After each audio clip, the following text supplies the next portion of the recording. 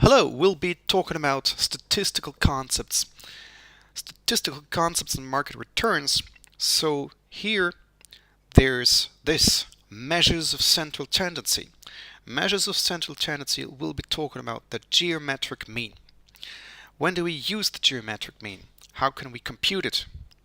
And so on and so on. Let's look at this.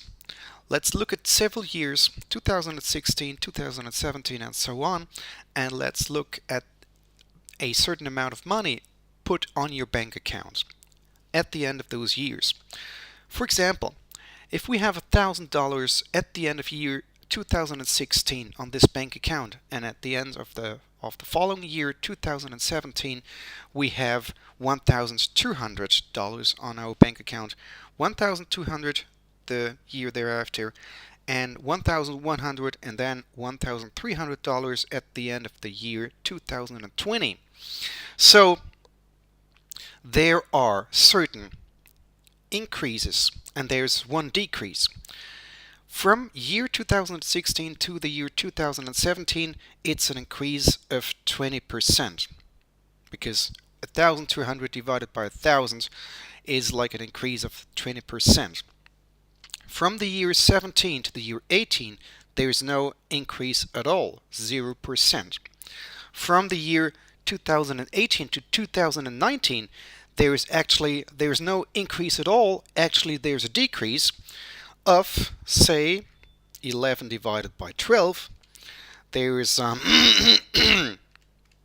decrease of 8%. Actually, it is 8.33333 and so on percent.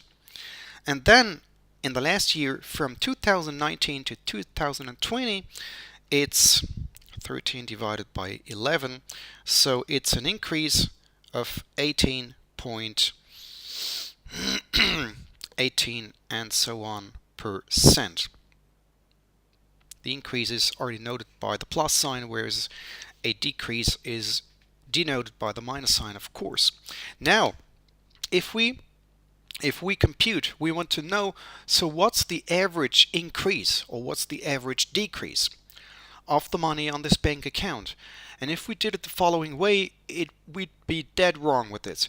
If we compute the arithmetic mean of those increased numbers, it would be totally wrong. Why? We'll show in this video.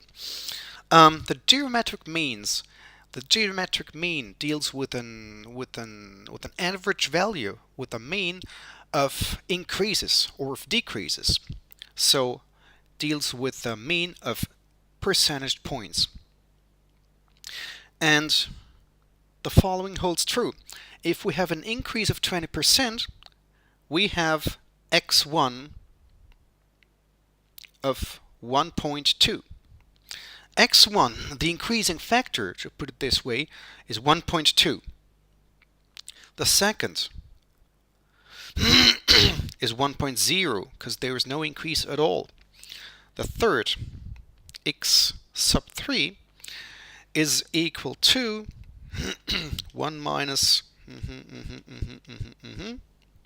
is equal to 0.916 and so on and so on.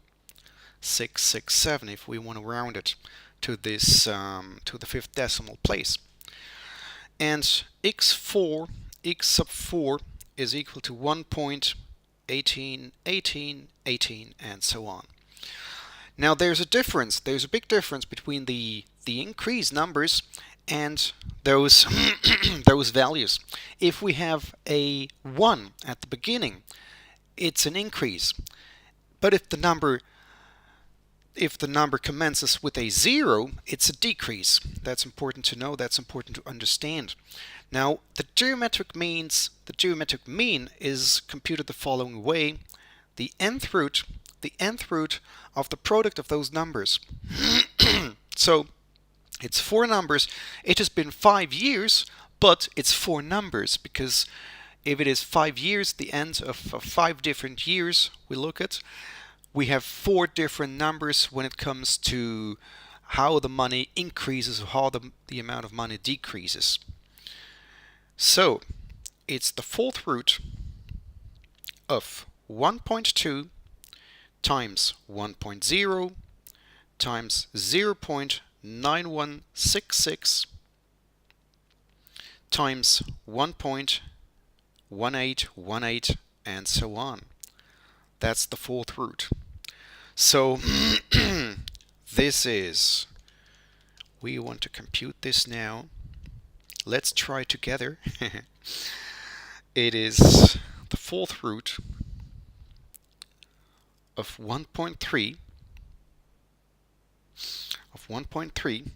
which is 1.3 to the power of 1/4 to the power of 0.25. So we get 1.3 to the power of 0.25, which means it is 1.067779 if we want to round it to the fifth decimal places.